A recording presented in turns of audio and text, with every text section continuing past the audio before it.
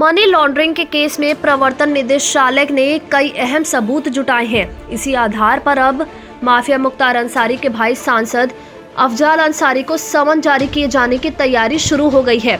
Mafia के बेटे अब्बास और साले आतिफ रजा से पूछताछ में कई नई जानकारी मिली है। सूत्रों का कहना है कि मुख्तार अंसारी के सलाखों के पीछे होते ही उससे जुड़े लोगों को राजनीतिक संरक्षण अफजाल अंसारी ने प्रदान किया था। इसके साथ ही विकास कंस्ट्रक्शन, अंसारी कंस्ट्रक्शन समेत अन्य फर्मों को मदद मिली है।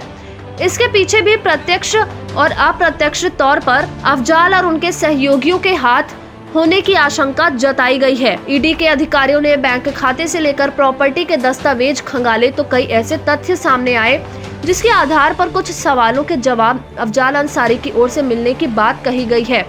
इसी आधार पर अफजाल को समन जारी किए जाने की बात कही गई है। माना जा रहा है कि अफजाल से पूछताछ के बाद मनी लॉन्ड्रिंग केस में नामजद लोगों और उनके सहयोगियों पर कानूनी रूप से मजबूत शिकंजा कसेगा। इससे पहले भी ईडी की ओर से अफजाल अंसारी का बयान दर्ज किया जा चुका है, जिसमें उनसे इनकम टैक्स रिटर्न, आय के स्रोत, घोषित संपत्ति, अघोषित संपत्ति समेत कई अन्य जानकारी हासिल की गई थी। फिलहाल इस पूरे मामले में केंद्रीय जांच एजेंसी की जांच का दायरा बढ़ता जा रहा है।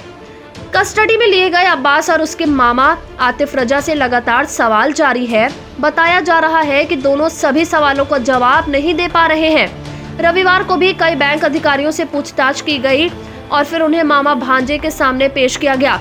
इसके बाद दोनों से कंपनी और उनके निजी खातों के बारे में जानकारी ली गई। छानबीन के दौरान यह बात सामने आई है कि दोनों जांच में पूरी तरह सहयोग नहीं कर रहे हैं, सभी प्रश्नों का प्रामाणिक जवाब नहीं दे रहे हैं। ऐसे में इनकी गिरफ्तारी पहले हो चुकी है, लेकिन अब जेल जाने की बात भी कही जा रही है।